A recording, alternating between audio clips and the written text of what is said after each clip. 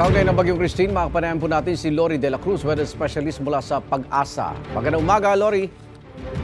Maganda sa inyo, Igan, at sa ating mga kababayan. Yung Bagyong Christine, lumakas pa ba?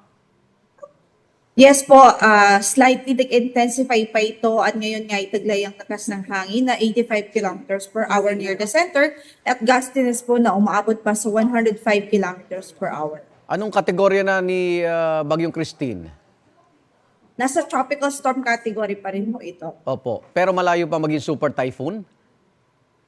Sa ngayon, malayo po ito maging super typhoon. I mean, malayo pa kung maging super typhoon man. And then, possibly, before making landfall ay severe tropical storm category po ito. 85 kilometers per hour ang lakas niya, no? At ang bilis ay 25 kilometers per hour. Mabagal, Lori? Actually, isa po yan sa pangit na scenario natin na nakita for over the past few hours and over the past day dahil napakabagal talaga ng kanyang pagkilos. Kahit nung nabuo pa lang ito sa malapit sa ating boundary, mabagal na talaga yung kanyang pagkilos. Nakikita namin yung satellite image ninyo, malawak ang sakop ng Bagyong Christine. Bukod sa marami apektadong lugar, ibig sabihin ba niyan at doon sa bagal na binabanggit natin, magbibigay pa yan ng malalakas na ulan sa mga lugar na nakikita natin. Ayan, nasasakop niya. Tama po kayo, Igan.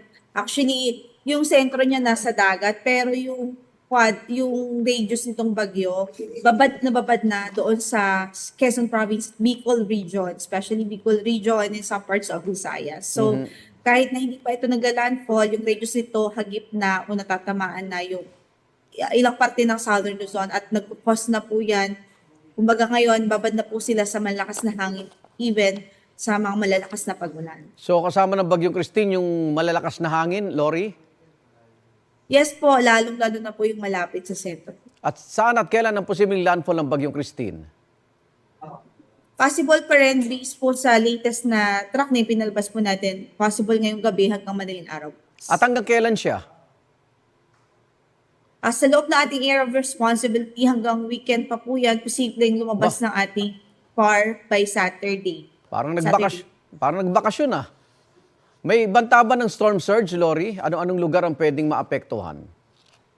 Yes po, since nakataas na yung signal number 2, doon sa mga lugar na nakataas ng signal number 2 na nasa coastal areas, may banta po tayo ng storm surge. So, very specific doon sa eastern coast ng Cagayan, northern and eastern coast ng Cagayan, sa eastern coast ng Isabela, coasts of Aurora, and coasts of Camarines Sur, Catanduanes.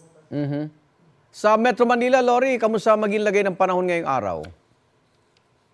Today, in-expect po natin, posible pa rin talaga yung posibleng makaranas na po tayo ng katamtaman hanggang sa malalakas na pagulan and possible tumagal yan hanggang Thursday.